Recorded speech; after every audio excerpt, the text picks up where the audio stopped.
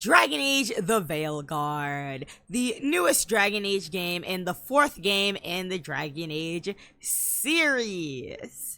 So, you don't know this about me, but I love Dragon Age. I genuinely do love Dragon Age. Dragon Age Origins is one of my top 5 games of all time. Not many games get to make it to that list, okay? So, Dragon Age Origins is great. I love this game. I love Dragon Age 2. I don't want to talk about Inquisition. And since there's a new game, I would like to talk about it since one of my interests are Dragon Age, of course.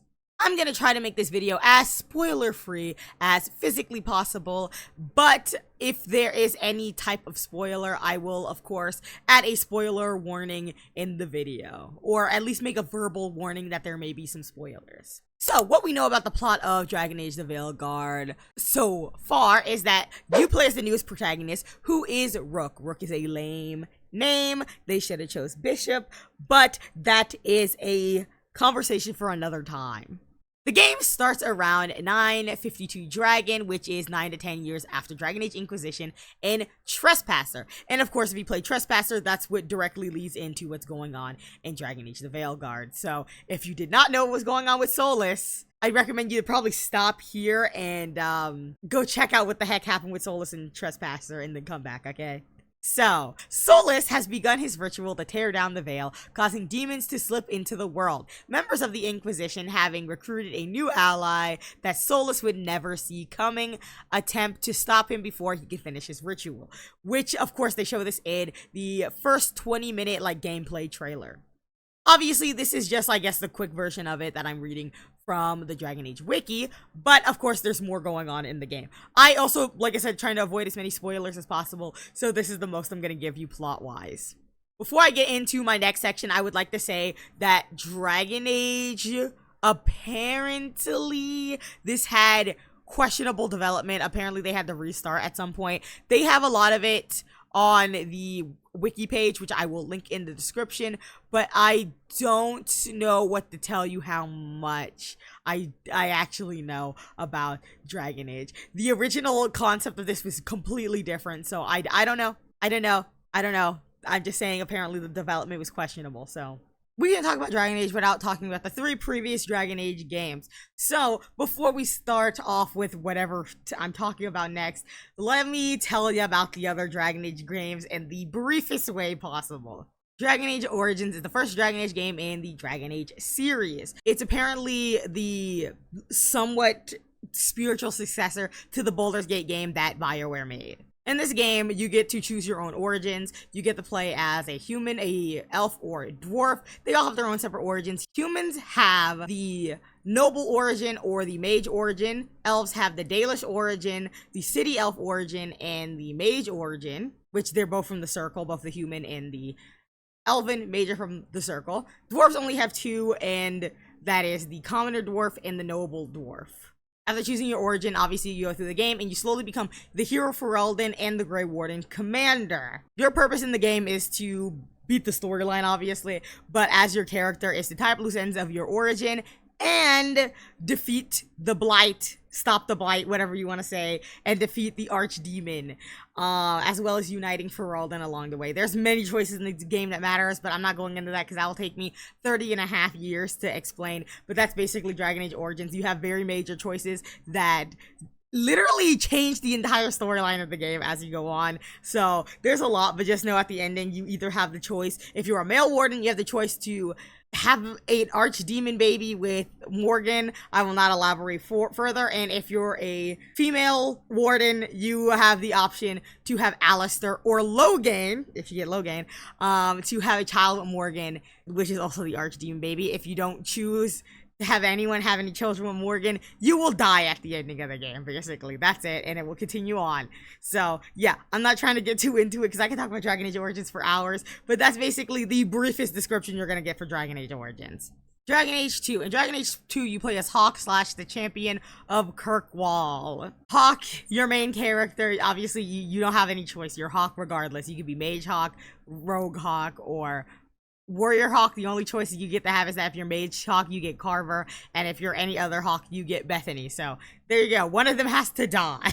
Throughout the game, it goes over the span of like 7 years, I believe, and it's your Hawk slowly becoming the champion and slowly moving up in the world, and of course bad things happen. This has a lot of choices in this as well, and I'm just trying to give you guys brief explanations, but this is where you meet main characters such as Varric, and then fan favorite characters such as Fenris. Basically, the origin of Hawk is that you're from Lothering and you're running away from the freaking Blight, the Darkspawn, which blight the land.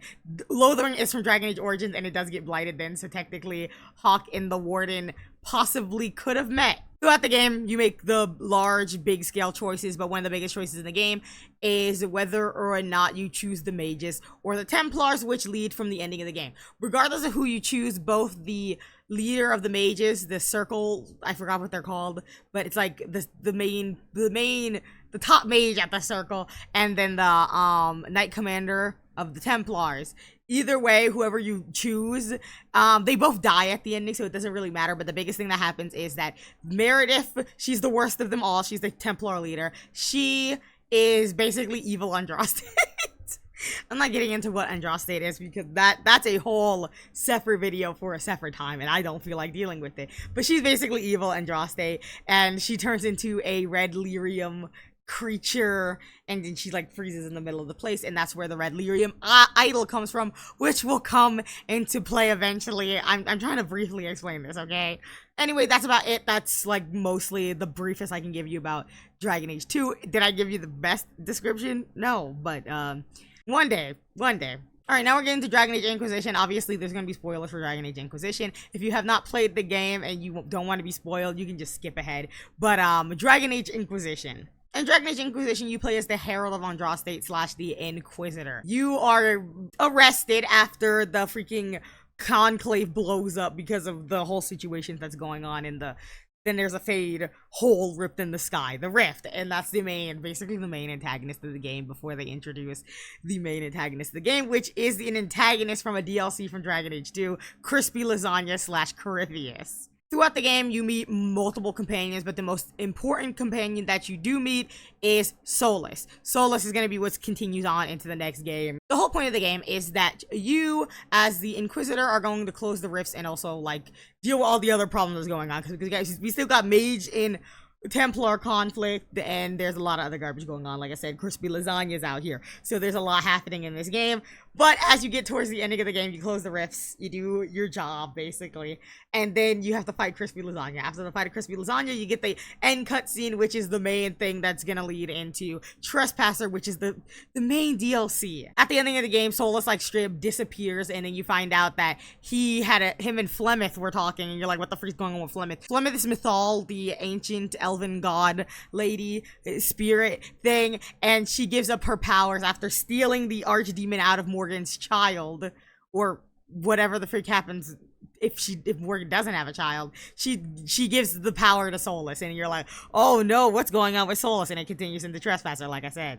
Trespasser. So I never actually finished Trespasser. I just know about it because I know people who finished Trespasser. I never finished it because the bullet sponge garbage, and I did not want to deal with it. And by the time I got to this, I was sick and tired of that game.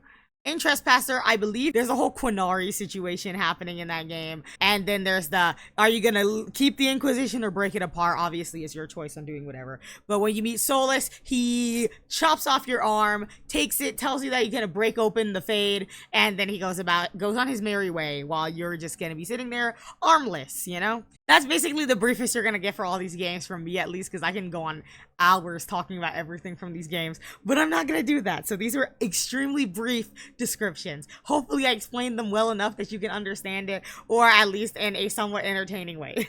Since the companions are going to be a very big part of the story through Dragon Age of Veilguard, let's run through them real quick. The companions that you get in the game are Harding, Davrin, Bellara, Tash, Lucanus, Emmerich, and Neve. If you say I'm pronouncing any of those names wrong, you're wrong.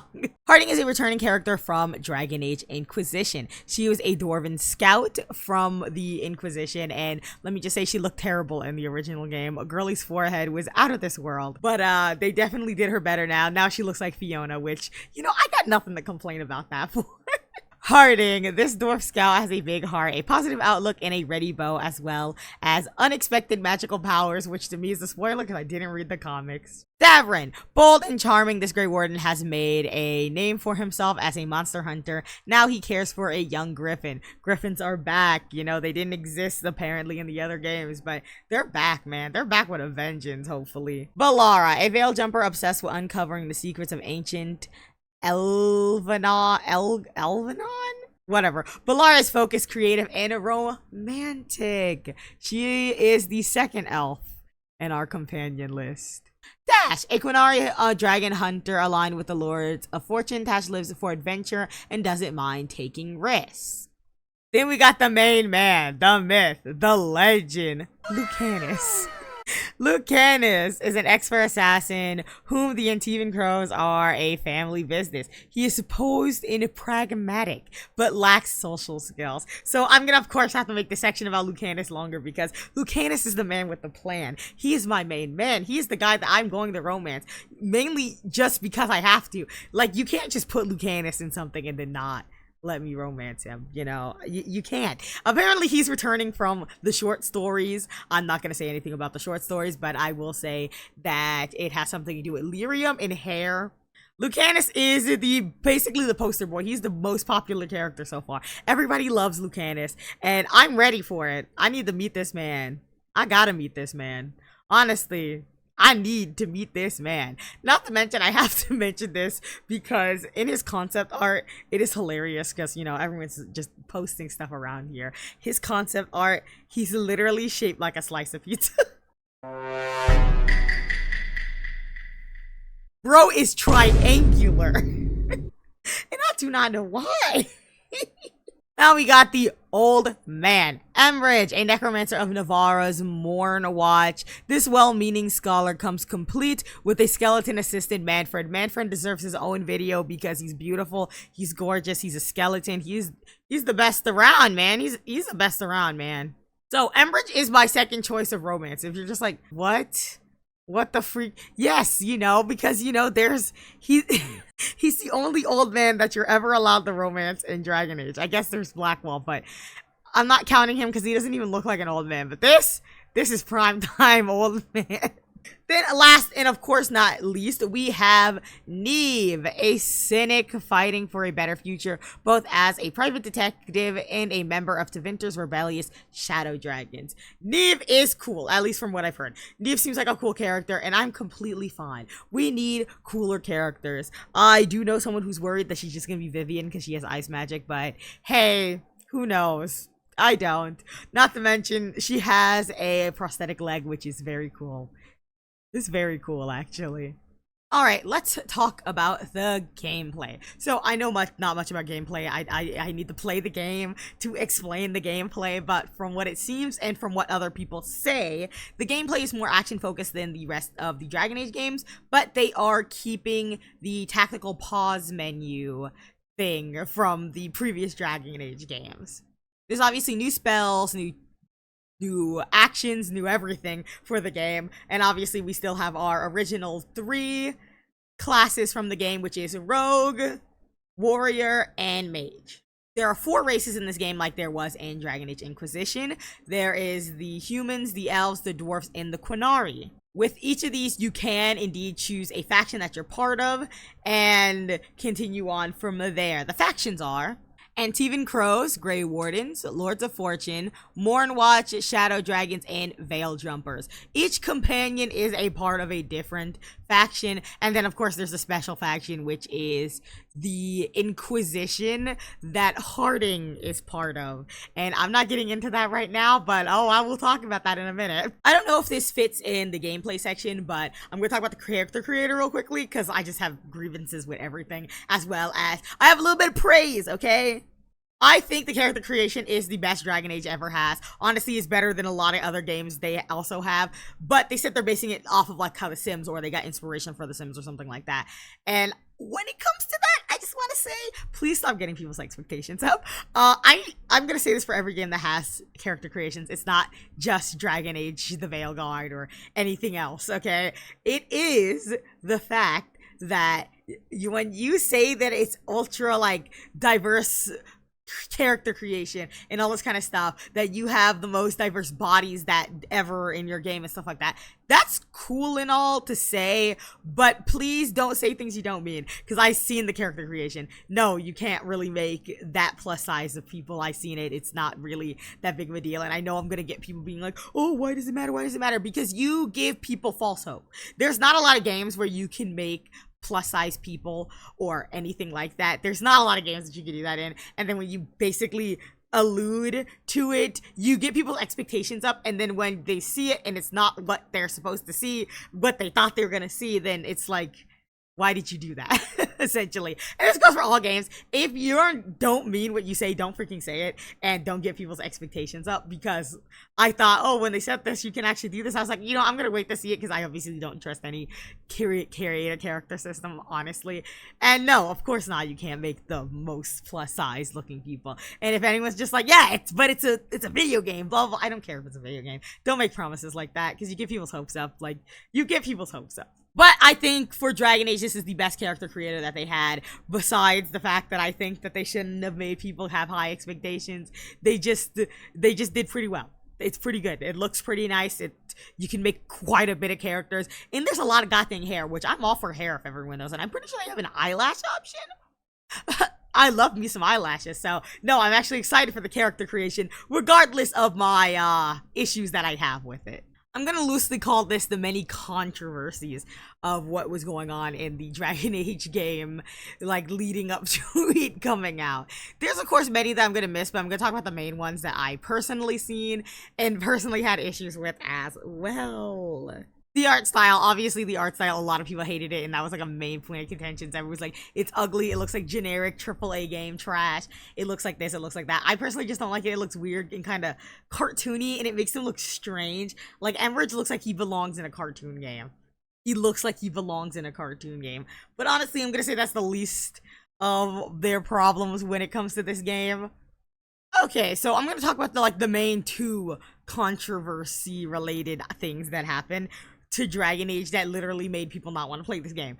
And me, I'm kind of part of it, but I'm still gonna play this game. So if you don't want to hear any spoilers or anything that could be even spoilers, I recommend to skip to the timestamp on the screen or whatever's in the description.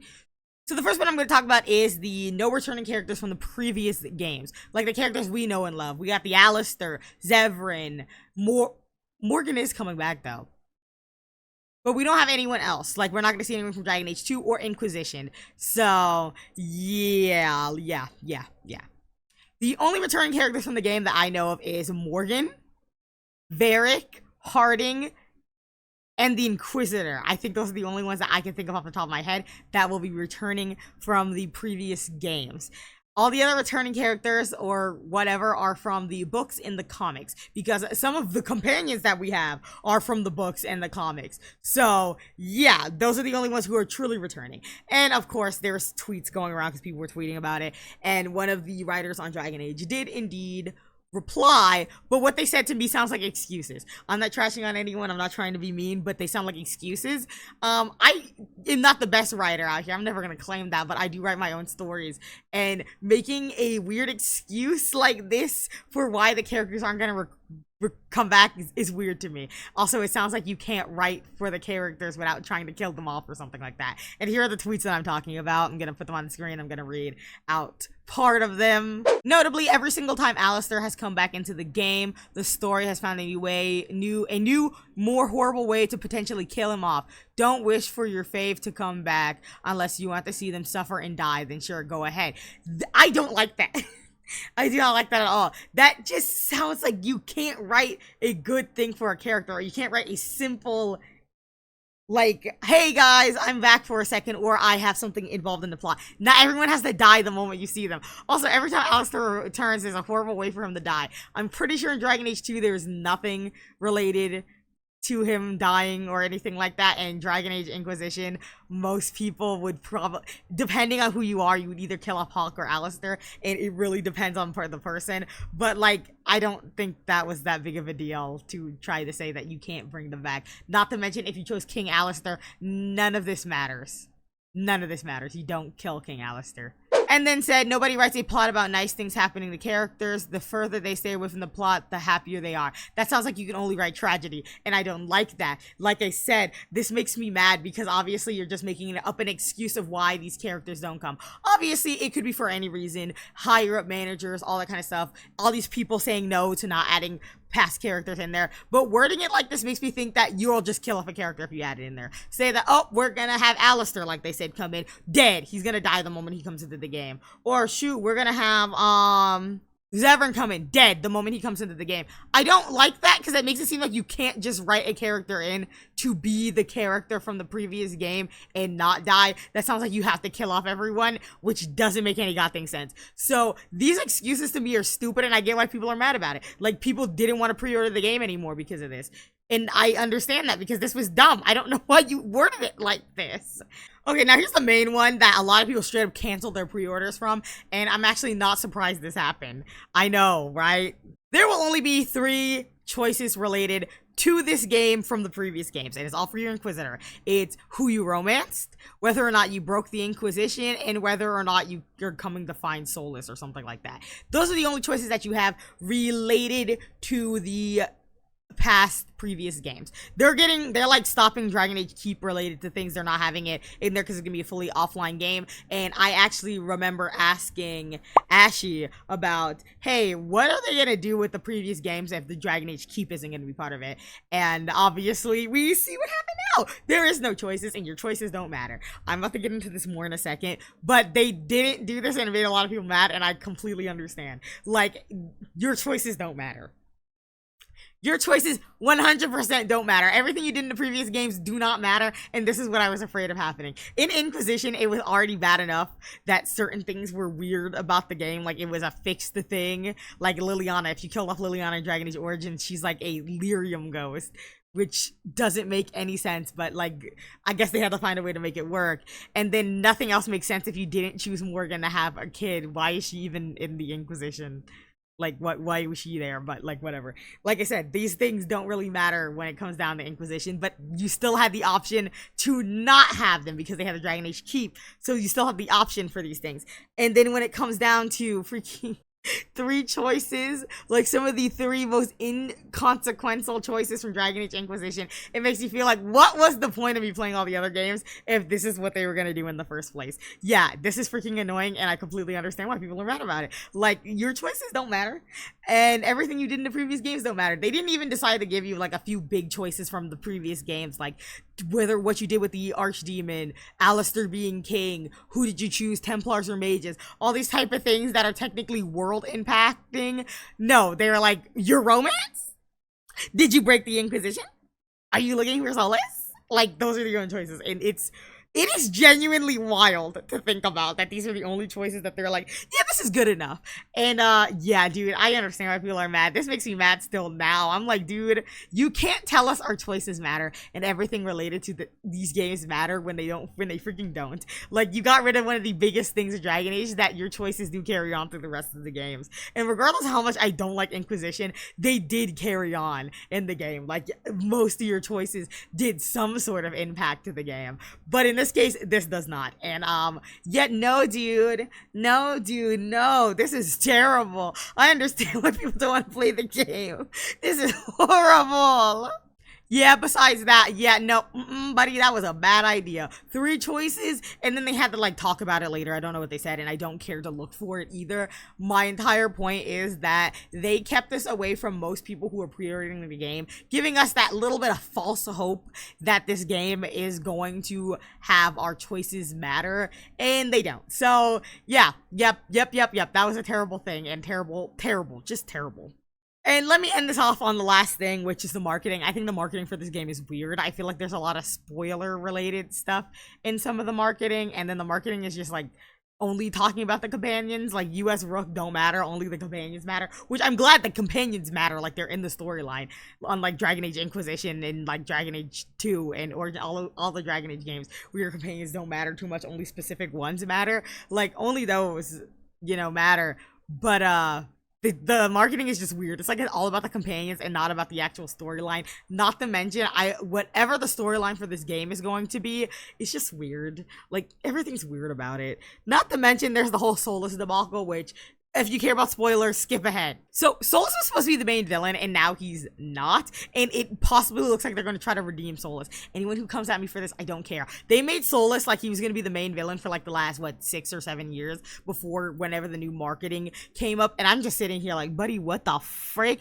I have been complaining to people about Solas this entire time. Like, they're like, he's such a good villain. He was so calculated. This is random people, obviously. But I was so confused. I was like, I do not see it. I avoided that man almost the entire game. I do not see his villainous nature. I don't see how he's going to be a good villain. Bro just wants to rip a hole in the sky because I don't know. He wants to do something. Like, I can't even explain what he wants. It's just weird. And that's when I'm like, they changed it from Dreadwolf. Obviously, he's not the main villain anymore. And the game did have questionable development, so they're gonna not have that. But like, dude, come on. It's just weird that you made Solas the main villain for so long, and then now he's probably gonna be redeemed. I don't want to redeem Solas. Like, everyone's different, obviously, but why redeem him when he's literally trying to release demons on the world? Anyway, I don't got time for this. I'm done ranting about that, but yeah, the whole Solas Dreadwolf change thing is weird to me, that he's not the main villain anymore after hyping him up for years to be the main villain, and people literally arguing with other people about him being a good villain. Like, it's just weird. So with that much said, I think we are coming to the ending of this video. Like, I'm gonna still play Dragon Age. You know, if you are, tell me in the comments if you don't want to play it. Tell me the reasons why you don't want to play the game. I'm probably still gonna play the game regardless of my reservations with this game. I'm just gonna play it anyway, you know, why not? You know, why not? Anywho, thank you so much for watching. You know, give me a like, give me a comment, subscribe maybe. And if you do decide to subscribe, please stay tuned for my future video on why it's actually good to eat dirt.